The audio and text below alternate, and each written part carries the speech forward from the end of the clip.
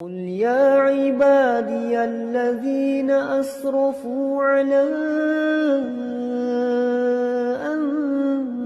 أنفسهم لا تقنطوا من رحمة الله ونعوذ بالله من شرور أنفسنا ومن سيئات أعمالنا من يهده الله فلا مضل له ومن يضلل فلا هادي له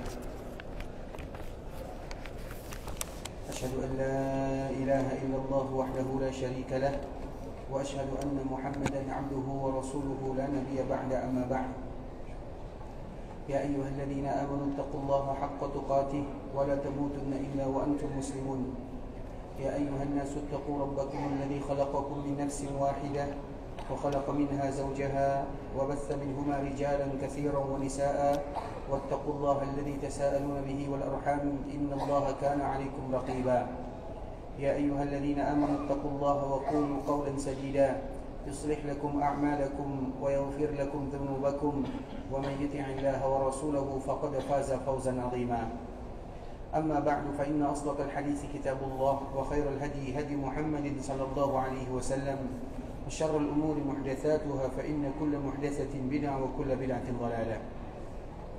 Ikhwatul Islam, saudara kaum muslimin, para tetamu Allah rahimani wa rahimakumullah. Alhamdulillah, kita selalu dan akan selalu memuji dan memuja Allah Subhanahu wa taala dengan kalimat-kalimat yang indah, kata-kata yang diridhai oleh Allah Subhanahu wa taala, serta amalan yang akan mendatangkan kecintaan dari Allah Subhanahu wa taala. Karena memang di antara bentuk dan konsekuensi kita bersyukur kepada Allah adalah melakukan sesuatu yang diridhai oleh Allah Subhanahu wa taala, baik itu dengan hati ataupun dengan amalan hati, ataupun dengan lisan ataupun dengan amalan lisan, ataupun dengan amalan perbuatan yang dilakukan oleh anggota badan, yang semuanya bisa mendatangkan keridhaan Allah Subhanahu wa taala. Karena memang kita sebagai seorang hamba, tujuan kita diciptakan oleh Allah Subhanahu wa taala adalah menghambakan diri dan mengabdi kepada Rabbul Izzati wal Jalalah. Sehingga tadi apabila kita mendengarkan imam membacakan sebuah ayat yang sangat indah, Allah Subhanahu wa taala mengingatkan kepada kita bersama, "Afa hasibtum annama khalaqnakum abatha?" Apakah kalian menyangka aku ciptakan kalian hanya untuk bermain-main sahaja? Wa annakum ilaina la turja'un, dan suatu saat nanti kalian tidak akan kembali kepadaku. Artinya itu merupakan sebuah pertanyaan dari Allah Subhanahu wa taala kepada hambanya, yang tentu jawabannya, aku tidak ciptakan kalian untuk bermain, aku ciptakan kalian beribadah, dan suatu saat nanti kalian akan kembali kepadaku, karena tidak ada yang namanya makhluk kekal tinggal dalam kehidupan dunia. Sehingga apabila kita menyadari yang demikian, kita akan selalu berusaha dan berupaya melakukan hal-hal yang diridhai oleh Allah Subhanahu wa taala, meningkatkan kualitas ibadah, dan dengan kita selalu beribadah kepada Allah Subhanahu wa taala, maka itulah hakikat syukur yang sebenarnya. Sehingga bersyukur kepada Allah adalah beribadah kepada Allah Subhanahu wa taala. Beribadah kepada Allah Subhanahu wa taala adalah bersyukur kepada Allah Subhanahu wa taala. Dengan itu pula Allah menyebutkan wa'buduhu washkurulah. Beribadahlah kalian kepada Allah dan bersyukurlah kalian kepada Allah. Karena antara ibadah dan syukur dua hal yang tidak bisa dipisahkan. Bahkan juga Nabi SAW menyatukannya di dalam doa-doa yang tidak pernah ditinggalkan oleh baginda Nabi yang mulia. Allahumma a'inni ala dzikrika wa syukrika wa husni ibadatik. Antara syukur dengan ibadah tidak dipisahkan oleh baginda Nabi yang mulia. Artinya mereka yang bersyukur wajib beribadah kepada Allah, dan mereka yang beribadah kepada Allah Subhanahu wa taala wajib bersyukur kepada Allah Subhanahu wa taala. Kemudian salawat beriringkan salam semoga senantiasa tercurahkan buat junjungan alam Nabi kita yang mulia, uswah dan qudwah kita bersama, Muhammad bin Abdullah sallallahu alaihi wasallam. Rasulullah sallallahu alaihi wasallam adalah suri tauladan dalam kehidupan. Rasulullah sallallahu alaihi wasallam adalah contoh bagi kita bersama. Rasulullah sallallahu alaihi wasallam adalah figur, sehingga di antara bentuk kita menjadikan Nabi sallallahu alaihi wasallam sebagai figur adalah bagaimana kita mengenal kehidupan Nabi sallallahu alaihi wasallam. Karena dalam setiap kehidupan Nabi sallallahu alaihi wasallam ada hikmah dan ada pelajaran yang luar biasa di sana. Karena Nabi SAW semuanya dijaga oleh Allah Azza wa Jalla. Kalau seandainya kita membaca surat An-Najm, maka kita akan menjumpai di sana bagaimana Allah Subhanahu wa taala memberikan jaminan kepada Nabi sallallahu alaihi wasallam. Apa saja yang Allah berikan jaminan kepada Nabi? Yang pertama adalah lisan Nabi. Allah Subhanahu wa taala menyebutkan wama yantiqu 'anil hawa in huwa illa wahyun yuha. Artinya Nabi tidak akan pernah berucap dengan kata-kata yang tidak ada makna dan hikmah di dalamnya, karena semua yang diucapkan oleh baginda Nabi yang mulia bersumber dari wahyu yang disampaikan oleh Allah Subhanahu wa taala. Artinya lisan Nabi sudah pasti dijaga oleh Allah Subhanahu wa taala. Kemudian penglihatan Nabi, mata Nabi juga dijaga oleh Allah Azza wa Jal. Kemudian telinga Nabi juga dijaga oleh Allah Azza wa Jal. Kemudian hati Nabi juga dijaga oleh Allah Subhanahu wa taala. Artinya di dalam ayat ini Allah Subhanahu wa taala sebutkan hakikat Nabi sallallahu alaihi wasallam, sehingga apabila Allah yang menjaga lisan Nabi, penglihatan Nabi, pendengaran Nabi, hati Nabi, maka pantas bagi kaum muslimin untuk betul-betul menjadikan Nabi contoh dalam kehidupan semuanya. Makanya kalau seandainya kita perhatikan para sahabat Nabi Islam, mereka menjadikan Nabi sebagai teladan bukan hanya dalam masalah agama.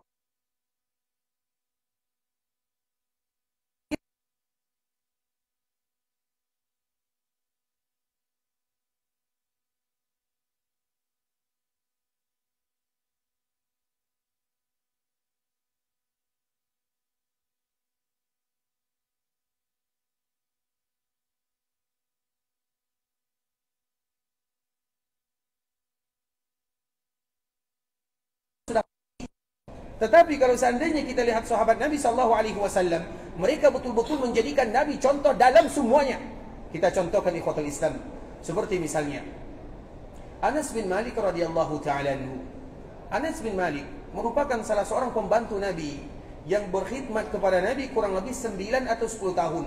Artinya selama Nabi berada di kota Madinah, Anaslah yang menjadi pembantu Nabi sallallahu alaihi wasallam, sebagaimana yang Anas sendiri sebutkan, khadamtu Rasulullah sallallahu alaihi wasallam 9 atau 10 sinin. Aku membantu Nabi selama 9 atau 10 tahun. Sehingga Anas terkenal dengan pembantu Nabi sallallahu alaihi wasallam, dan itu merupakan gelar yang paling indah yang dimiliki oleh sahabat Anas bin Malik dikala dia diberikan kesempatan untuk membantu manusia yang paling mulia. Kemudian di sela-sela Nabi dibantu oleh Anas bin Malik radhiyallahu taala anhu, maka Anas senantiasa memperhatikan bagaimana Nabi sallallahu alaihi wasallam makan dan apa yang disukai oleh Nabi sallallahu alaihi wasallam. Kalau kurma sudah pasti, kalau roti gandum sudah pasti. Namun ada hal-hal yang disukai oleh Nabi sallallahu alaihi wasallam yang sebelumnya Anas bin Malik tidak suka kepada apa yang tadi dimakan oleh Nabi. Salah satunya adalah dubba. Dubba itu kalau kita terjemahkan ke dalam bahasa kita adalah labu. Semua kita tahu labu ya. Bahasa Melayu labu apa? Sepertinya labu juga. Artinya apa? Labu siam. Intinya labu. Itu merupakan di antara makanan yang disukai oleh Rasulullah sallallahu alaihi wasallam. Padahal itu masalah makanan, masalah biasa, masalah selera. Selera itu berbeda antara satu dengan yang lainnya. Dan itu tidak menjadi sesuatu yang diambil atau tidak berdosa kita dengannya kalau seandainya kita tidak menyukai apa makanan yang disukai oleh Nabi sallallahu alaihi wasallam, karena itu masalah selera. Kemudian kita lihat bagaimana Anas bin Malik.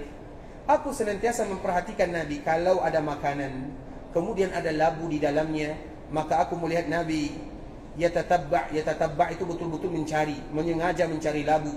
Kemudian apa kata Anas bin Malik? Semenjak Nabi menyukai labu, maka semenjak itu pula lah aku suka kepada makanan yang disukai oleh Nabi sallallahu alaihi wasallam. Padahal itu hanya masalah selera.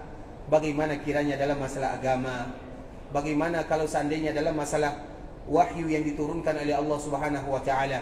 Artinya ikhwatul Islam, demikianlah mereka mencintai Nabi sallallahu alaihi wasallam, betul-betul menjadikan Nabi sebagai pedoman dalam kehidupan, contoh yang mana mereka akan berusaha semaksimal mungkin meniru Nabi sallallahu alaihi wasallam. Bahkan dalam perkara dunia pun mereka ingin mencontoh Nabi sallallahu alaihi wasallam, walaupun kita tidak dianjurkan melakukan yang demikian, karena itu dikembalikan kepada sifat individu masing-masing. Tapi begitulah makna daripada sebuah cinta kepada baginda Nabi yang mulia sallallahu alaihi wasallam, sehingga kita pun ingin berusaha mencontoh Nabi dalam segala hal, apalagi dalam masalah beragama. bagaimana kita salat, bagaimana kita melakukan ibadah. Maka di antara bentuk kecintaan kita kepada Nabi sallallahu alaihi wasallam, sebelumnya kita pernah menyebutkan, kalau kita cinta kepada Nabi, maka kita harus mengingat 4 kaedah cinta kepada baginda Nabi yang mulia. Dan di antara salah satunya, wa alla yu'badallahu illa bima syara'. Tidak boleh bagi kita beribadah kepada Allah kecuali sebagaimana yang disyariatkan oleh Nabi sallallahu alaihi wasallam. Dan itulah hakikat cinta yang sebenarnya kepada baginda Nabi yang mulia sallallahu alaihi wasallam.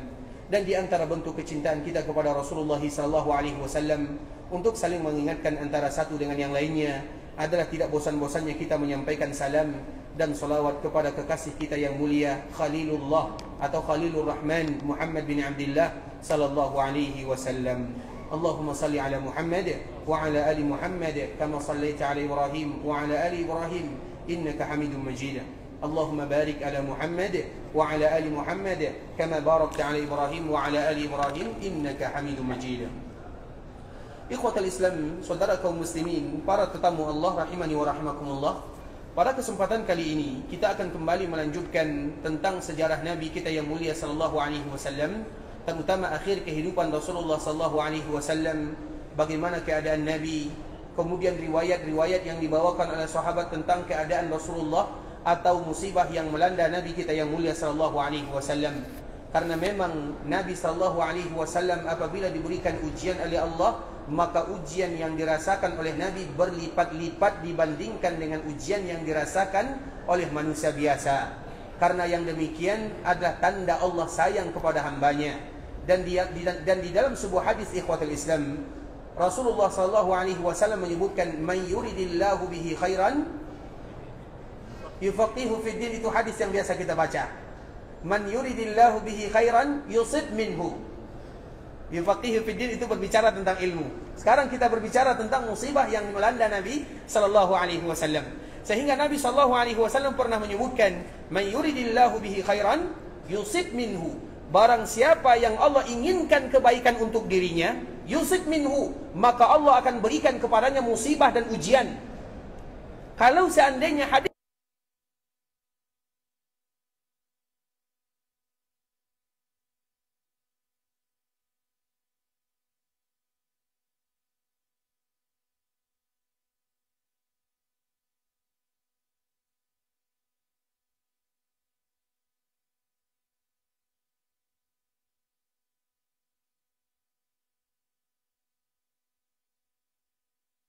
sayangnya Allah,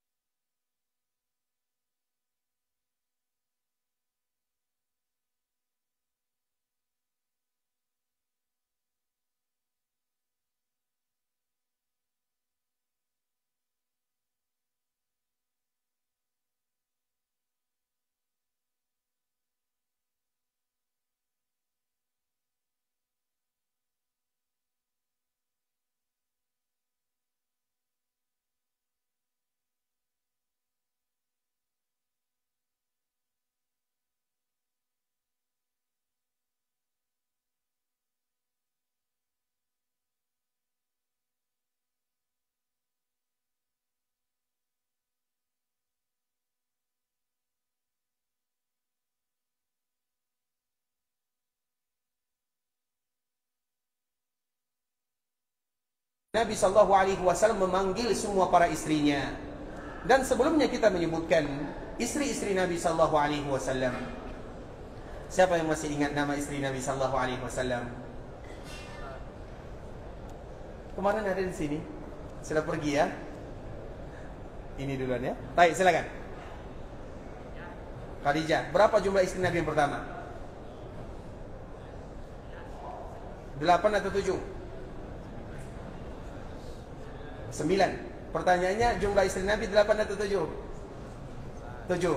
Taib, salah ya, taib. Silakan. 8, salah juga. Berapa? 9, betul tadi 9. Taib. 9 yang hidup bersama Nabi sallallahu alaihi wasallam. Yang meninggal bersama Nabi berapa? 2. Siapa? Khadijah yang kedua, Zainab. Taib. Sekarang sebutkan yang 9 yang hidup bersama Nabi. Khadijah tapi sudah meninggal. Taib. Aisyah. Sauda. Siapa? Aisyah. Zainab.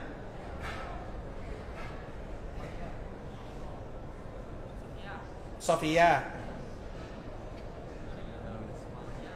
Maria. Maimunah. Hafsah sudah tadi? Belum? Oke. Hafsah belum. Baik. Apa lagi? Anaknya Abu Sufyan. Ummu Salamah. Satu lagi. Ummu Habibah. Berarti 10. Berarti Safiyahnya 2. Silakan. Masya Allah, barakallahu fiik, Allah jika khairan. Setelah berjuang ya. Masya Allah, barakallahu fiik, Allah jika khairan. Kemarin rasanya sudah dapat ya, silakan pilih yang mana. Ini ya, boleh silakan. Masya Allah. Sehat selalu Pak ya. Masya Allah, barakallahu fiik. Baik ikhwatul Islam. Itu adalah keluarga Nabi sallallahu alaihi wasallam. Nah, Nabi sallallahu alaihi wasallam di akhir kehidupannya, Nabi sallallahu alaihi wasallam panggil semua keluarganya atau panggil semua istrinya. Kemudian ketika mereka berkumpul, Nabi sallallahu alaihi wasallam menyebutkan, "Inni la astati' an adura bainakum." Aku sekarang tidak bisa lagi menetap di rumah kalian sebagaimana biasanya. Artinya, jadwal yang sebelumnya aku laksanakan tidak bisa lagi aku kerjakan. Misalnya hari ini di rumah fulana, hari ini di rumah fulana, Nabi sallallahu alaihi wasallam tidak bisa lagi melakukannya. Fa in ra'aitun an ta'zanna li fa akuna 'inda Aisyah fa'altun. Kalau seandainya kalian izinkan diriku, coba bagaimana muamalah Nabi sallallahu alaihi wasallam dengan keluarganya. Padahal bisa Nabi sallallahu alaihi wasallam langsung mengatakan, aku ingin tinggal di rumah Aisyah, selesai. Tapi tidak demikian keadaan Nabi sallallahu alaihi wasallam. Nabi kumpulkan mereka, kemudian Nabi minta izin sallallahu alaihi wasallam, kalau seandainya kalian izinkan diriku, maka aku ingin tinggal di rumah ibunda kita Aisyah atau ibunda atau Aisyah radhiyallahu taala anha. Fa adzinna lah. Maka kemudian keluarga Nabi sallallahu alaihi wasallam mengizinkan Rasulullah sallallahu alaihi wasallam untuk tinggal di rumah Aisyah radhiyallahu taala anha. Dan sebelumnya juga telah kita sebutkan ikhwatul Islam, Aisyah itu adalah wanita yang paling dicintai oleh Nabi sallallahu alaihi wasallam, tentunya setelah ditinggal oleh ibunda kita Khadijah radhiyallahu taala anhuma. Seolah-olah Khadijah adalah cinta pertama Nabi sallallahu alaihi wasallam di awal dakwah Nabi. Kemudian cinta Nabi yang berikutnya adalah ibunda kita Aisyah radhiyallahu taala anha. Nabi mencintai Khadijah dan itu seolah-olah dijadikan yang menolong Nabi dan sponsor Nabi di kala Nabi berdakwah di kota Mekah. Sedangkan sponsor Nabi di kala Nabi berada di Madinah, terutama untuk menghafal-hafal hadis atau wahyu dari Allah Subhanahu wa taala, adalah ibunda kita Aisyah radhiyallahu taala anha.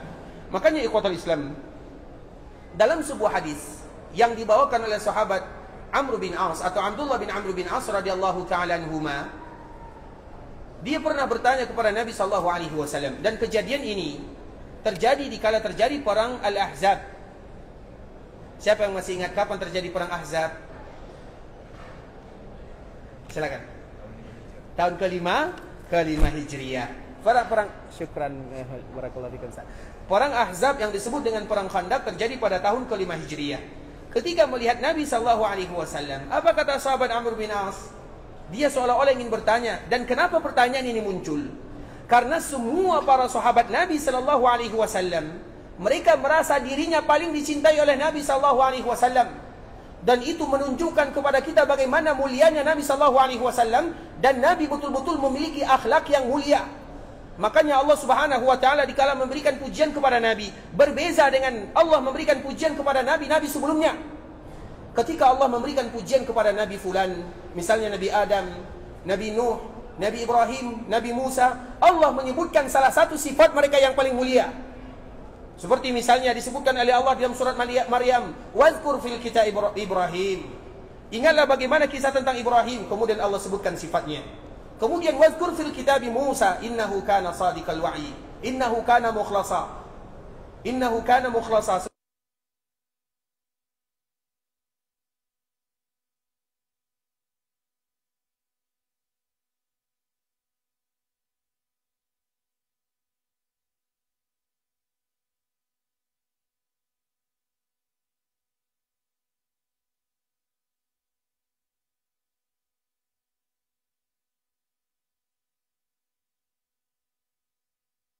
sebutkan satu persatu.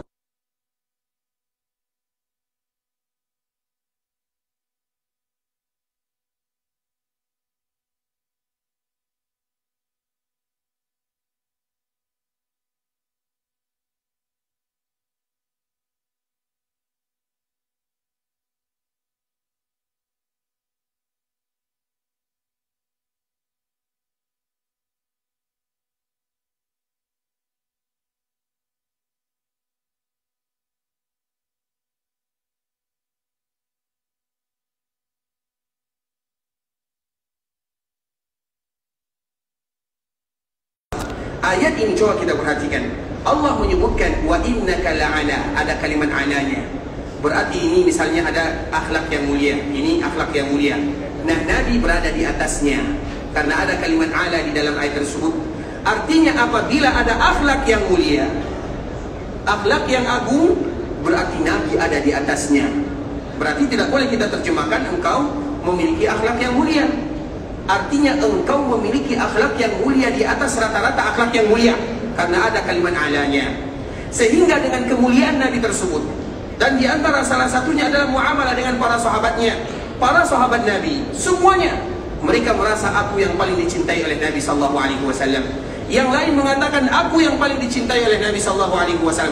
Jadi setiap dari para sahabat ini, ikhwatul Islam, mereka menganggap, anggapan mereka pribadi, Nabi paling cinta kepada dirinya, seolah-olah Nabi sangat sayang kepadanya. Makanya Amr bin Aus atau Abdullah bin Amr bin Aus, dia bertanya atau memberanikan diri bertanya, apakah betul aku ini adalah orang yang paling pertama dicintai oleh Nabi SAW? Itu asal sebab musabab atau asbab wurud. Maka dia pun memberanikan diri bertanya kepada Nabi, man ahabbun nasi ilaik? Ya Rasulullah, siapa manusia yang paling kau cintai? Maka dikala Nabi bertanya, Nabi pun langsung mengatakan Aisyah. Aisyah adalah orang yang paling aku cintai. Dan itu didengarkan oleh sahabat-sahabat yang lainnya. Kemudian dibawakan kepada kita riwayat yang jelas. Kemudian Abdullah bin Amr bin As seolah-olah ingin kembali bertanya, ya Rasulullah, yang aku maksudkan itu bukan dari kalangan wanita, wa minar rijal.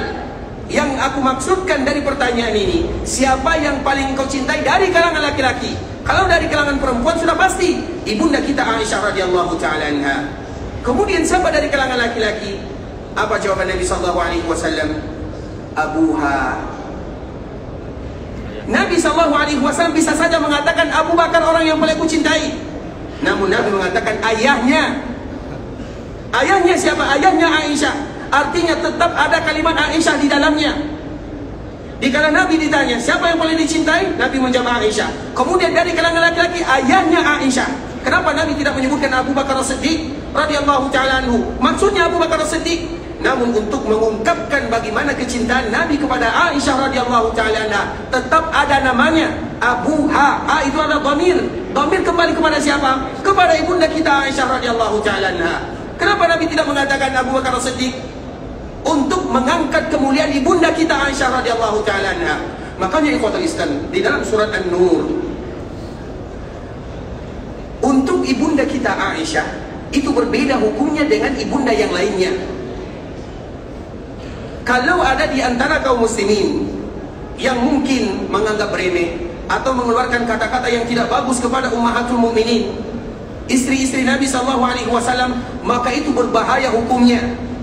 Tapi apakah sampai kepada kekufuran? Para ulama mereka berbeda di sana. Sama dengan mencaci sahabat Nabi SAW. Tapi kalau seandainya cacian tersebut dihadapkan kepada ibunda kita Aisyah radhiyallahu taala anha, maka mereka keluar dari agama. Berbeda dengan istri Nabi yang lain. Dan ayat ini dikala turun, surat An-Nur ini, ibunda kita Aisyah radhiyallahu taala anha menyebutkan, karena ayat ini bercerita tentang hadisul ifk, yaitu hadis yang berbicara tentang tuduhan kepada ibunda kita Aisyah.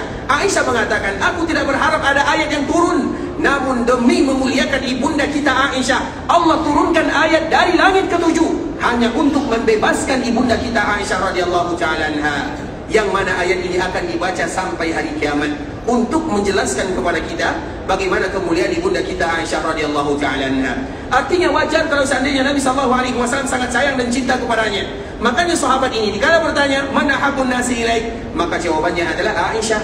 Kemudian Abdullah bin Amr bin As kembali bertanya, wa minar rijal? Kalau dari kalangan laki-laki, siapa ya Rasulullah? Abuha, ayahnya. Kemudian sahabat ini kembali bertanya, siapa lagi setelahnya? Maka Nabi menyebutkan Umar. Kemudian sahabat ini kembali bertanya, siapa lagi setelahnya?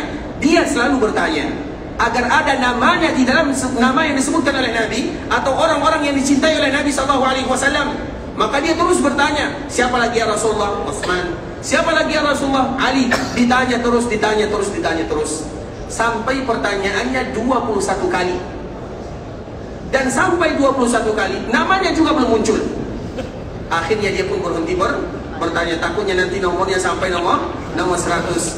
Padahal dia merasa dirinya paling dicintai oleh Nabi SAW. Kalau demikian keadaannya dengan sahabat yang merasa dirinya paling dicintai oleh Nabi, kira-kira bagaimana perlakuan Nabi terhadap orang yang paling dia cintai?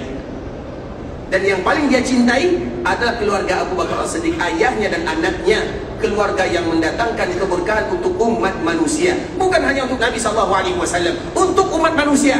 Mereka membawa keberkahan untuk kita semuanya. Kemudian di ikhwatul Islam, sehingga Nabi SAW dikala sangat mencintai ibunda kita Aisyah, bukan berarti Nabi tidak cinta kepada istri-istri yang lainnya. Kalau pernikahan ini adalah pernikahan yang betul-betul diwahyukan oleh Allah Subhanahu wa taala, sehingga setiap kali Nabi SAW berada di rumah ibunda kita Aisyah, Nabi merasa tenang, Nabi merasa nyaman. Karena masalah cinta secara zahir wajib kita adil. Tapi kalau bercerita tentang masalah hati, itu diserahkan kepada Allah Subhanahu wa taala. Dan itu pula yang disebutkan oleh Nabi SAW, karena Nabi sangat sayang kepada Aisyah. Walaupun Nabi sayang kepada Aisyah, namun masalah pembagian Nabi tetap adil. Tapi masalah hati tidak bisa dipungkiri. Dan itu yang disebutkan oleh Nabi, ya Allah, inilah pembagianku kepada keluargaku secara adil. Dan manusia yang paling adil adalah Muhammad bin Abdullah SAW. Man ya'dil illam adil. Dikala Nabi SAW ditanya, kemudian Nabi mengatakan, kalau saya tidak berlaku adil, siapa lagi yang akan berlaku adil? Nabi adalah orang yang paling adil. Tapi masalah hati Nabi tetap condong kepada ibunda kita Aisyah. Dan di antara bentuk kecondongan Nabi hatinya kepada ibunda kita Aisyah, Nabi ingin sakit di rumah ibunda kita Aisyah. Karena kita ikhwatul Islam, dan kita juga merasakan yang demikian. Dikala kita sakit, kita akan merasa tenang berada di dekat orang yang kita sayang. Karena dia akan memperhatikan kita. Kita akan tenang bercerita dengannya. Kita ingin menghabiskan masa-masa yang sulit ini bersama dirinya. Itu tabiat manusia. Begitu juga dengan Nabi SAW. Makanya Nabi SAW panggil keluarganya. Kemudian dikala Nabi panggil keluarganya, Nabi minta izin, aku tidak bisa lagi tinggal di rumah kalian, tidak lagi bisa melakukan sebagaimana yang biasa aku lakukan. Kalau kalian izinkan, aku ingin sakit di rumah ibunda Aisyah radhiyallahu ta'ala anha. Fa'adzinna lah. Kemudian istri-istri Nabi SAW memberikan izin kepada Nabi kita yang mulia SAW. Sehingga mulai waktu itu ikhwatul Islam, maka Nabi SAW tinggal berbaring di rumah ibunda kita Aisyah radhiyallahu ta'ala anha. Dan tentunya ibunda kita Aisyah, ketika Nabi SAW berada di rumahnya menjaga baginda Nabi yang mulia SAW, di antara salah satu yang dilakukan oleh ibunda kita Aisyah adalah meruqyah Nabi kita yang mulia SAW. Dan ini ikhwatul Islam juga pelajaran bagi kita bersama. Sesuatu yang sudah mulai ditinggalkan oleh umat manusia, yang namanya ruqyah. Ruqyah itu ikhwatul Islam merupakan tameng dan benteng seorang muslim dari gangguan dan juga dari hal-hal yang lainnya. Maka disebut dengan ruqyah. Ruqyah salah satunya adalah ruqyah. Ruqyah itu banyak. Ruqyah kepada orang yang terkena ain. Ain itu artinya mata jahat. Ruqyah kepada anak. Makanya Nabi SAW selalu meruqyah Hasan dan Husain. A'udzu bikalimatillahi tammah min kulli syaitanin wa hammah wa min kulli ainin lammah. Kemudian apa kata Nabi? Kalimat ini adalah kalimat yang juga dibacakan oleh Nabi Ibrahim kepada Ismail dan Ishak alaihi wassalam. Dan Nabi ajarkan kepada kita untuk meruqyah keluarga kita, terutama anak-anak. Karena anak-anak ini ikhwatul Islam identik dengan gangguan. Makanya Nabi SAW anjurkan kepada kita untuk membaca kalimat ini kepada anak-anak kaum muslimin, atau anak kita, atau anak-anak orang lain. Kemudian begitu juga ruqyah kepada orang yang sakit. Nah, ibunda kita Aisyah radhiyallahu taala anha, karena memang di antara salah satu sunnah Nabi sallallahu alaihi wasallam, apabila ada di antara kita yang sakit, maka letakkan tangannya, atau orang lain meletakkan tangannya di tempat yang sakit, kemudian baca ruqyah. Banyak baca ruqyah yang diajarkan oleh Nabi sallallahu alaihi wasallam, dan di antara salah satunya adalah 5 qul. Qul uhiya ilaihi, qul ya ayyuhal kafirun, qul huwallahu ahad, qul a'udzu birabbil falaq, qul a'udzu birabbin nas. Sebagaimana dinukilkan oleh Imam Ibnu Hajar Al-Asqalani dalam kitabnya Fathul Bari.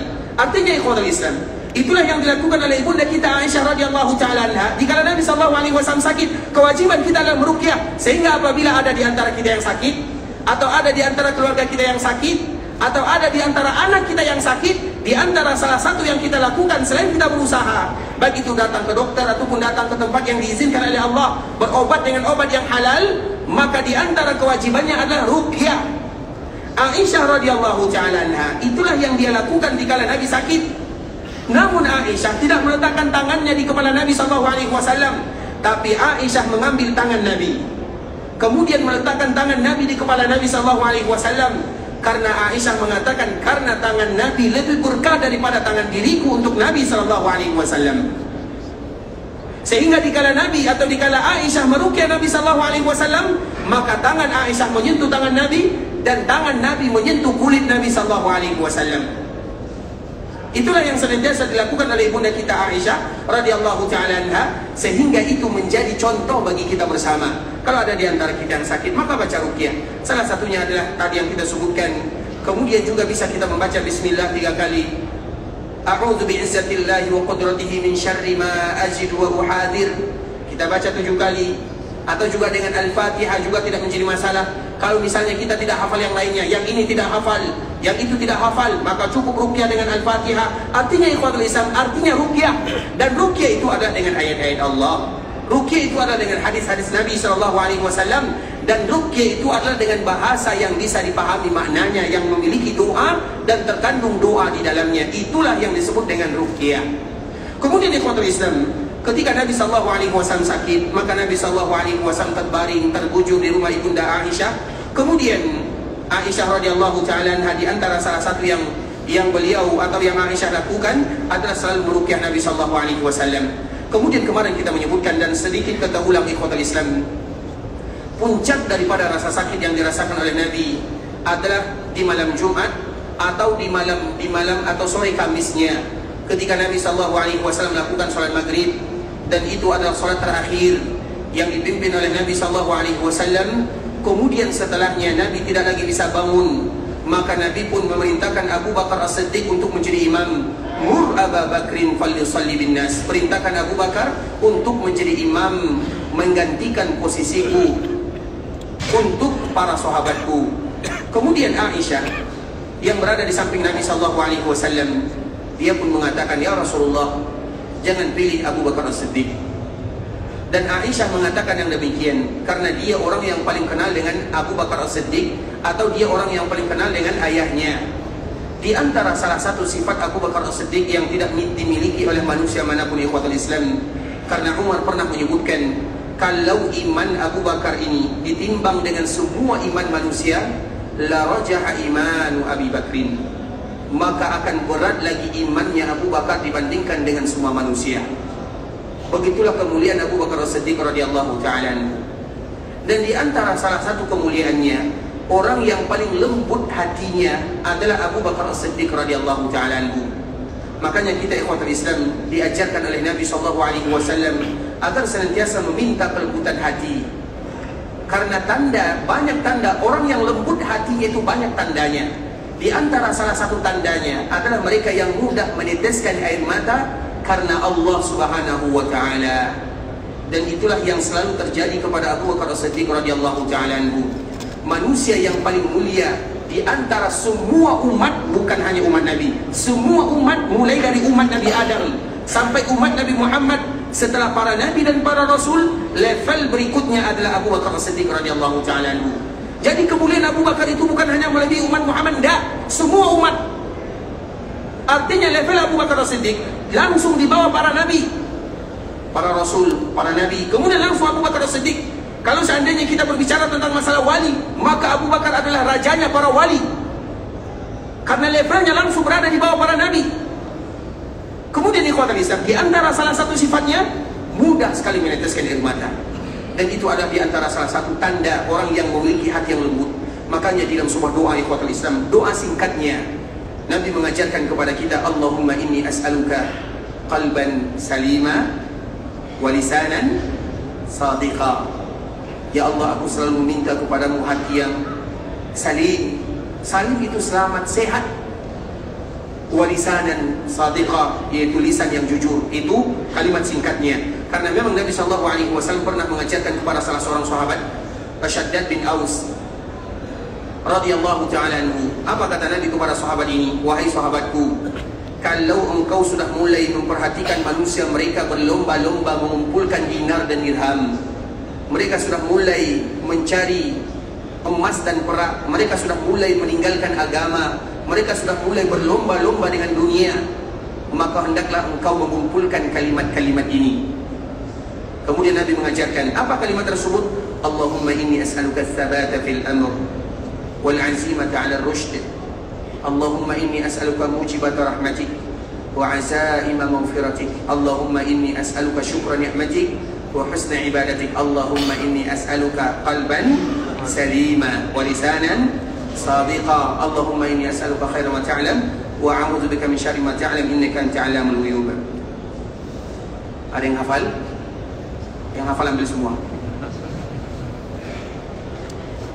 Baik ikhwatal Islam, artinya Abu Bakar As-Siddiq adalah orang yang paling selamat hatinya, yang paling sehat hatinya.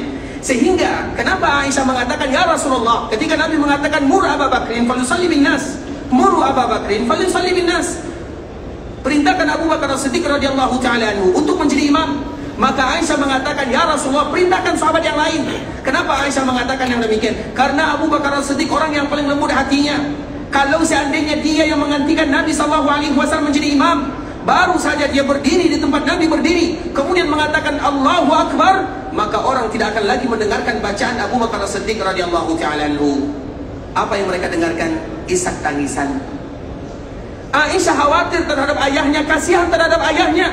Kalau seandainya menangis dan menangis, kapan selesai salatnya? Aisyah tahu yang demikian. Sehingga Nabi SAW tetap mengatakan, muru Abu Bakrin, perintahkan Abu Bakar, aku tidak mau yang lain. Abu Bakar yang harus jadi imam. Kemudian Aisyah tetap mengatakan, ya Rasulullah, Abu Bakar itu hatinya lembut, suka menangis. Kalau dia jadi imam, nanti salatnya tidak selesai. Maka di saat itulah Nabi mengatakan, kalian ini betul-betul sama dengan wanita-wanita Nabi Yusuf. Artinya, menyamakan ini ikhwatul Islam bukan jalan untuk ibunda kita Aisyah radhiyallahu ta'ala anha, tidak. Aisyah adalah orang yang paling dicintai oleh Nabi SAW. Tapi bagaimana ibunda kita Aisyah tetap senantiasa mengatakan, ya Rasulullah, cari yang lain. Karena Aisyah memiliki tujuan, ayahnya paling lembut hatinya. Kemudian datang Umar bin Khattab mencari Abu Bakar As-Siddiq. Wahai Abu Bakar As-Siddiq, Nabi perintahkan dirimu untuk salat. Apa kata Abu Bakar As-Siddiq? Tidak mungkin aku berdiri di tempat Nabi berdiri, tidak mungkin. Engkaulah jadi imam wahai Umar. Apa kata Umar? Tidak, kamu yang paling pantas untuk menjadi imam. Sehingga dikala itu ada perintah Nabi SAW, maka di saat itu pula lah Abu Bakar As-Siddiq mulai bertakbir, berdiri di tempat Nabi berdiri, dan memang betul keadaannya. Baru saja dia mengucapkan Allahu Akbar, yang terdengar adalah tangisan. Dan dikala Abu Bakar yang menangis, sahabat-sahabat yang lain pun mereka mulai ikut menangis. Karena yang biasa jadi imam itu adalah Nabi, sekarang yang jadi imam itu ada Abu Bakar As-Siddiq. Sehingga mereka merasa kehilangan sosok manusia yang paling mereka cintai, Muhammad bin Abdullah sallallahu alaihi wasallam. Dan itu terjadi pada malam Jumat sore Kamisnya, dikala mereka melaksanakan salat zuhur berjamaah bersama, atau melaksanakan salat isya berjamaah bersama kaum muslimin. Kemudian ikhwatul Islam, hari demi hari maka kesehatan Nabi SAW semakin menurun. Kemudian Nabi SAW tentunya tidak lagi bisa bebas bercerita dengan para sahabatnya. Dan Nabi sudah sering menghabiskan waktu di rumahnya, di rumah ibunda kita Aisyah radhiyallahu ta'ala anha. Dan yang selalu menemani Nabi SAW ketika Nabi sakit dari kalangan perempuan adalah semua istri-istri Nabi yang tadi telah disebutkan. mereka lah yang selalu bersama Nabi sallallahu alaihi wasallam. Sedangkan dari kalangan laki-laki ikhwatul Islam, mereka yang selalu menemani Nabi sallallahu alaihi wasallam, dan ini selalu kami sebutkan dan akan kita selalu sebutkan karena laki-laki ini atau sahabat-sahabat yang selalu mendampingi Nabi di kala Nabi sakit, mereka pula lah yang nantinya akan bertanggung jawab melakukan pengurusan untuk Nabi sallallahu alaihi wasallam sampai Nabi sallallahu alaihi wasallam dikuburkan. Yang pertama adalah Al-Abbas, paman Nabi sallallahu alaihi wasallam. Yang kedua adalah anaknya Abdullah. Kemudian juga anaknya Kutham. Kemudian juga disebutkan Fadl. Dan semua ini adalah keluarga Nabi sallallahu alaihi wasallam. Kemudian Ali bin Abi Thalib, sepupu Nabi sallallahu alaihi wasallam. Kemudian Usama. Usama ini adalah ayahnya Zaid bin Harithah, yang mana Zaid ini adalah anak angkat Nabi di awalnya. Kemudian Usama, Zaid adalah orang yang paling Nabi cintai, maka Usama pun menjadi orang yang paling dicintai oleh Nabi sallallahu alaihi wasallam, sehingga dia juga ikut bersama Nabi sallallahu alaihi wasallam. Orang inilah yang selalu mendampingi Nabi sallallahu alaihi wasallam. Al-Abbas, Abdullah, Fadl, Kutham, Ali, Usama radhiyallahu ta'ala anhum ajma'in. Kemudian ikhwatul Islam, di akhir kehidupan Nabi sallallahu alaihi wasallam, juga riwayat yang dibawakan oleh ibunda kita Aisyah radhiyallahu ta'ala anha. Aisyah menyebutkan, "Inna kunna azwajan Nabi sallallahu alaihi wasallam indahu jami'a." Sesungguhnya ketika Nabi sallallahu alaihi wasallam sedang sakit, tidak ada satupun kami dari istri-istri Nabi sallallahu alaihi wasallam kecuali selalu bersama Nabi sallallahu alaihi wasallam. Lam tughadir minna wahidah. Tidak satupun di antara kami yang pergi meninggalkan Nabi sallallahu alaihi wasallam. Artinya rumah ibunda kita Aisyah merupakan tempat di mana mereka selalu berkumpul setelah Nabi sallallahu alaihi wasallam minta izin kepada istri-istri yang lainnya. Namun istri yang lainnya, ketika Nabi berada di rumah ibunda kita Aisyah, istri Nabi juga mereka selalu bersama Nabi sallallahu alaihi wasallam. Bukan hanya ibunda kita Aisyah saja. Dan ini merupakan hari-hari terakhir Nabi sallallahu alaihi wasallam. Kemudian fa'aqbalat Fatimah alaihissalam salam tamshi. Tiba-tiba kata ibunda kita Aisyah, ketika Nabi atau ketika kami berkumpul bersama Nabi sallallahu alaihi wasallam, datang salah seorang perempuan yang mana tidak lain tidak bukan adalah Fatimah radhiyallahu ta'ala anha sedang berjalan. La wallah ma takhfa mishyatuha min mishyati Rasulillah sallallahu alaihi wasallam. Kami tidak ragu lagi bahwa yang berjalan itu adalah Fatimah. Dari mana Aisyah mengetahui kalau itu adalah Fatimah? Dari gaya berjalannya.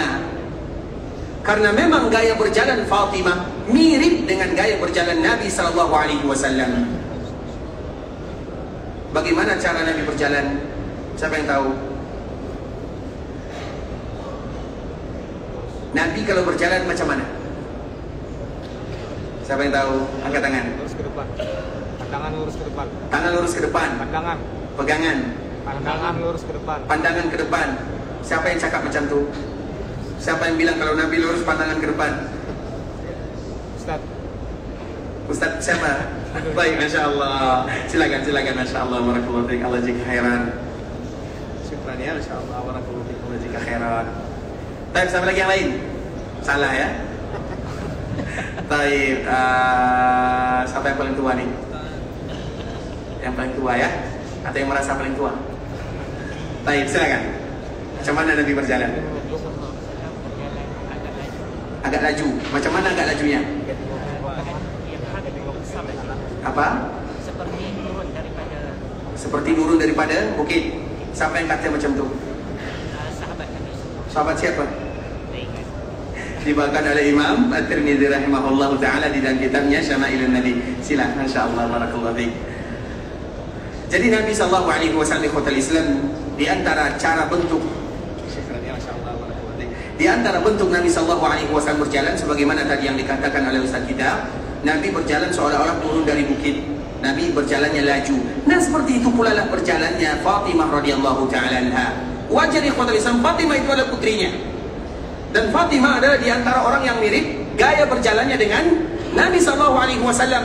Karena memang yang mirip dengan Nabi sallallahu alaihi wasallam, kemarin kita menyebutkan salah satu yang mirip dengan Nabi sallallahu alaihi wasallam adalah Ja'far, anaknya Abu Talib. Dia juga mirip dengan Nabi sallallahu alaihi wasallam.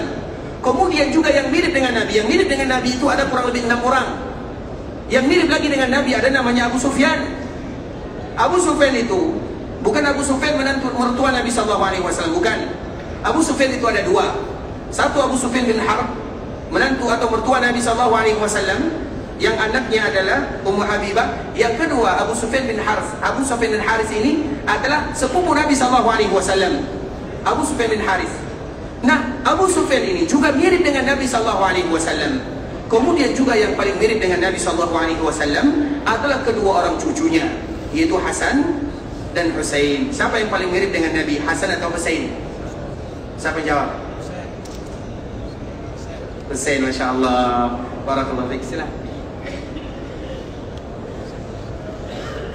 Kasih ya, insyaallah. Barakallahu fiik. Masih kehairan. Tapi salah ya. Baik, kenapa Husain? Kenapa disebut dengan Husain? Apa alasannya? Yang mirip dengan Nabi SAW, Hasan mirip dengan Nabi bagian atas, Husain mirip dengan Nabi bagian bawah. Artinya kedua-duanya mirip dengan Nabi SAW. Jadi kalau ada yang bertanya siapa yang mirip dengan Nabi antara Hasan dan Husain, kedua-duanya. Karena kedua-duanya memiliki paras yang berbeda. Hasan bagian atasnya, Husain bagian bawahnya. Dan wajar di ikhwatul Islam, karena dia adalah anaknya Fatimah. Fatimah itu punya anak Hasan, Husain, Muhsin. Hasan, Husain, Muhsin. Hasan dan Husain itu bukan kembaran. Mereka berbeda 1 tahun. Namanya Hasan dan Husain. Dan ketika Hasan dan Husain ini lahir, Nabi SAW mengakikahkan dengan 1 ekor kambing. Artinya kalau ada di antara kita yang lahir 2 orang laki-laki, kemudian tidak sanggup 4 kambing misalnya, maka silakan kita lakukan sesuai dengan kesanggupan kita masing-masing. Artinya ikhwatul Islam, di antara mereka yang paling mirip dengan Nabi SAW adalah Hasan dan Husain. Wajar, mereka itu adalah cucu Nabi SAW, dan mereka ini adalah orang yang paling dicintai oleh Nabi SAW. Makanya nanti akan kita terangkan ikhwatul Islam, sebelum Nabi SAW wafat, Nabi SAW memberikan pesan kepada semuanya. Nabi berikan pesan kepada istrinya, Nabi berikan pesan kepada cucunya, Nabi juga berpesan kepada putrinya, Nabi SAW juga berpesan kepada para sahabatnya. Artinya ada kalimat-kalimat yang indah yang diwasiatkan oleh Nabi SAW kepada keluarganya, putrinya, cucunya, istrinya, sahabatnya, semuanya. Nabi SAW memberikan pesan kepada mereka. Karena memang di antara salah satu yang dianjurkan oleh Nabi, makanya Abdullah bin Umar radhiyallahu ta'ala anhuma setelah mendengarkan hadis ini, dia tidak pernah meninggalkan dan melupakan pesan Nabi SAW. Tidak boleh ada satupun di antara kalian yang wafat kecuali mereka harus punya wasiat. Tidak boleh satupun di antara kita yang wafat kecuali kita harus punya wasiat. Ustaz, kita tidak tahu kapan kita wafat. Makanya Abdullah bin Umar setelah mendengarkan hadis Nabi SAW, dia menulis semuanya apa yang hendak dia wasiatkan. Karena kita tidak tahu bagaimana kita wafat, di mana kita wafat, dalam keadaan kita wafat, di mana kita wafat, kita tidak tahu. Sehingga wasiat ini kalau seandainya kita tidak tuliskan, maka seolah-olah kita lupa dengan hadis Nabi SAW. Nabi semenjak mengatakan kalimat ini, maka Abdullah bin Umar menulis wasiatnya dan dia meletakkan di bawah tempat tidurnya atau di bawah bantalnya. Karena kita tidak tahu, banyak di antara kaum muslimin mereka tidur, tiba-tiba tidak lagi bisa dibangunkan. Banyak yang demikian. Kalau seandainya nanti kita wafat, kemudian kita tidak berwasiat, zalim kita kepada generasi berikutnya. Dan wasiat yang paling indah adalah kita berikan kepada mereka wasiat, bertakwalah kalian kepada Allah, beribadahlah kalian kepada Allah, jangan kalian wafat kecuali dalam keadaan Islam. Itu wasiat yang paling indah. Makanya diabadikan oleh Allah wasiat para nabi dan para rasul kepada generasi-generasi berikutnya. Mereka mewasiatkan, hendaklah kalian selalu beribadah kepada Allah, hendaklah kalian selalu bertakwa kepada Allah, hendaklah kalian tidak wafat kecuali dalam keadaan menyerahkan diri kepada Allah. Itu wasiatnya. Karena apa yang demikian ikhwatul Islam, apabila kita mewasiatkan, terutama wasiat beribadah kepada Allah, maka anak cucu kita mereka akan ingat selama-lamanya. Kemudian apabila mereka ingat, mereka pun akan berwasiat yang demikian. Wahai anakku, bertakwalah kalian kepada Allah, karena ini adalah wasiat daripada ayah kalian. Kemudian dia juga berwasiat kepada anaknya, anaknya nanti berwasiat kepada anaknya. Sehingga apa yang terjadi? Silsilah keturunan ini menjadi silsilah yang mana mereka akan saling mendoakan karena Allah Subhanahu wa ta'ala. Itulah yang disebut dengan Allah akan menjaga 7 turunan atau turunan-turunan berikutnya, karena mereka saling memberikan wasiat. Wasiat yang terindah itu adalah wasiat bertakwa kepada Allah, beribadah kepada Allah. Kemudian baru wasiat-wasiat yang lainnya. Jaga adik kalian misalnya, atau lakukan ini misalnya, atau sepertiga harta ini dijadikan untuk musalla misalnya, atau untuk pembangunan ini misalnya. Wasiatkan. Dan Nabi SAW menganjurkan kepada umatnya. Nah, Nabi SAW juga memberikan wasiat kepada keluarganya, kepada anaknya, kepada cucunya, kepada sahabatnya, dan kepada kita kaum muslimin. Dan di antara salah satunya ikhwatul Islam adalah wasiat Nabi SAW kepada ibunda atau kepada Fatimah radhiyallahu ta'ala anha. La wallah, apa kata ibunda kita Aisyah? La wallahi ma takhfa misyatuha min misyati Rasulillah sallallahu alaihi wasallam. Tidak, demi Allah, tidak berbeda gaya berjalannya dengan gaya berjalan Nabi sallallahu alaihi wasallam, sehingga Aisyah langsung kenal dengan Fatimah dari gaya berjalannya. Berarti Aisyah tidak melihat dari mukanya, karena bisa jadi keluarga Nabi ikhwatul Islam, kita harus tahu keluarga Nabi semenjak ayat hijab diturunkan. Kalau kita ingin tahu yang sebenarnya bagaimana keluarga Nabi yang mulia sallallahu alaihi wasallam, semenjak Allah turunkan surat Al-Ahzab. Surat Al-Ahzab ini ada di juz 21 dan sebahagian besar ada di juz 22, yang di dalamnya ada yang namanya ayatul hijab. Kita harus tahu ikhwatul Islam, Allah Subhanahu wa taala menyebutkan ya ayyuhan nabi qul li azwajika wa banatika wa nisa'il mu'minin yudnina 'alaihinna min jalabibihin. Wahai Nabi, perintahkan kepada istrimu, anak putri-putrimu, kemudian wanita-wanita kaum muslimin untuk menjulurkan jilbabnya. Di dalam ayat ini disebut dengan kalimat jilbab. Jilbab itu ikhwatul Islam adalah pakaian yang ditafsirkan oleh Imam Ibnu Katsir rahimahullah, seorang ulama yang meninggal pada tahun 774 Hijriah. Kita tahu Imam Ibnu Katsir punya tafsir Al-Qur'anil Azim. Jilbab itu adalah pakaian mulai dari ujung kepala sampai ujung kaki, itu disebut dengan jilbab. Yang biasanya dipakai itu adalah khimar. Makanya Allah sebutkan dalam surah An-Nur. Kalau masalah khimar Allah sebutkan dalam surah An-Nur. Kalau masalah jilbab disebutkan dalam surah Al-Ahzab. Berbeda, dua kata yang berbeda. Makanya Allah sebutkan di dalam ini jilbab. Misalnya ada sebagian kalau kita lihat di Masjid Nabawi ini ikhwatul Islam, ada sebagian saudari-saudari kita yang berasal dari terutama Afrika. Itu mereka kalau kita lihat, bukan semuanya ya, tapi ada sebagian kami tidak tahu persis mereka berasal dari daerah mana. Kalau mereka khimar, mereka itu memang betul-betul dari ujung kepala sampai ujung kaki. Itu khimarnya. Kalau biasanya kerudung itu disebut dengan khimar. Biasanya kita ada yang sampai lutut. Kalau mereka betul-betul sampai kaki, itulah yang disebut dengan jilbab. Itu kalimat jilbab. Makanya surat Al-Ahzab ini disebut dengan ayatul hijab. Nah, Nabi, keluarga Nabi, kalau kita tahu siapa keluarga Nabi semuanya adalah orang-orang yang menggunakan jilbab dan hijab, keduanya dicampurkan. Salah satu buktinya adalah hadis ini. Aisyah tidak melihat muka Aisyah, karena nanti kalau melihat muka Aisyah tidak ada gunanya. Kami tidak ragu lagi kalau itu adalah Fatimah, karena kami tahu gaya berjalannya. Artinya apa? Berarti Fatimah menutup semuanya. Itulah keluarga Nabi sallallahu alaihi wasallam. Berarti cadar, hijab itu bukan tradisi Arab, itu tradisi kaum muslimin. Makanya ada cerita ikhwatul Islam. Cerita ini cerita yang selalu kami sampaikan dan semoga memberikan manfaat, yaitu cerita tentang Nabi Adam dan Hawa. Dulu mereka berada di surga. Kemudian mereka makan sebuah makanan yang para ulama mereka berbeda apa nama makanannya. Namun yang terpenting bukan khuldi namanya, karena khuldi itu artinya kalimat-kalimat yang dibawakan oleh musuhnya syaitan. Karena syaitan mengatakan, kenapa Allah melarang kalian memakan ini? Karena nanti kalau kalian makan, kalian akan kekal. Kekal itu bahasa Arabnya khuldi. Makanya dinamakan khuldi. Kalau kalian makan, kalian akan kekal. Atau kalau kalian makan, kalian akan jadi malaikat. Ditipu oleh syaitan. Kemudian syaitan ini bersumpah, wa qasamahuma inni lakuma laminan nasihin. Kemudian syaitan bersumpah. Jadi jangan kita anggap ayah kita Adam memakan buah ini dan dia tidak tahu. Dia tahu itu adalah larangan Allah Subhanahu wa taala. Tetapi kenapa dia juga memakannya? Karena syaitan bersumpah dengan menggunakan nama Allah untuk mengagungkan nama Allah Azza wa Jalla. Karena ikhwatul Islam, apabila ada orang saudara kita misalnya minta tolong diriku, kemudian boleh bagi kita mengatakan saya tidak sanggup, saya tidak bisa. Tapi kalau dia mengatakan demi Allah bantu aku, maka tidak boleh bagi kita kecuali untuk membantunya. Kenapa? Karena dia memakai kalimat Allah. Kita mengagungkan Allah, maka bantu dia. Bisa dipahami? Kemudian ceritanya kita sambung besok. Ikhwatul Islam, saudara kaum muslimin, para tamu Allah rahimani wa rahimakumullah. Karena waktu kita juga yang memisahkan kita, semoga Allah Subhanahu wa taala memberikan manfaat kepada kita bersama. Yang benar dari Allah Subhanahu wa taala, yang salah Sudah pasti dari diri kami pribadi, karena kurangnya ilmu kami, karena kebodohan dan kejahilan kami mohon dimaafkan kalau ada kata-kata yang kurang berkenan di hati atau kalimat-kalimat yang silap dan salah kami di dalam menyampaikannya. Kita selalu berharap kepada Allah Subhanahu wa taala agar Allah Subhanahu wa taala melimpahkan naungan dan ampunan kepada kita bersama, agar Allah Subhanahu wa taala ampunkan orang tua kita. Kalau ada di antara mereka yang masih hidup, semoga Allah berikan kepada mereka umur yang panjang dalam rangka taat kepada Allah Subhanahu wa taala. Kalau ada di antara orang tua kita, salah satunya atau keduanya sudah dipanggil oleh Allah Subhanahu wa taala, semoga Allah sayangi mereka dan Allah jadikan perkuburan mereka taman di antara taman-taman surga.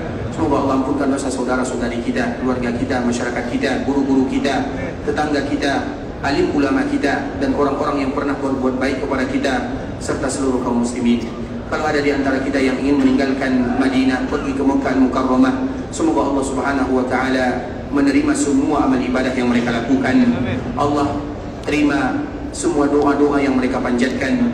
Allah jadikan umrah mereka adalah umratan mabruratan wa sa'yan mashkura wa damban maghfura. Kalau ada di antara kita yang ingin meninggalkan Madinah, ingin pulang ke kampung halamannya, semoga Allah Subhanahu wa taala memberikan perjalanan kemudahan dalam setiap perjalanan. Allah berikan kelancaran dalam setiap urusan, dan Allah kumpulkan mereka bersama keluarganya dalam keadaan sehat wal afiat. Allahumma taqabbal minna salatana wa siyamana wa du'aana wa ruku'ana wa sujudana wa kulla ibadatina ya Allah, innaka antas samiul alim wa tub alaina innaka antat tawwabur rahim. Rabbana zalamna anfusana wa illam taghfir lana wa tarhamna lanakunanna minal khasirin. Rabbana atina fid dunya hasanah wa fil akhirati hasanah wa qina adzabannar. Wa sallallahu wa sallim ala nabiyyina wa habibina wa khalilina wa sayyidina Muhammadin wa ala alihi wa sahbihi wa sallam tasliman katsira. Assalamualaikum warahmatullahi wabarakatuh.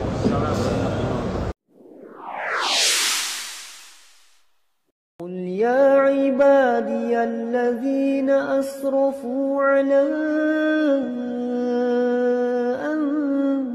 أنفسهم لا تقنطوا من رحمة الله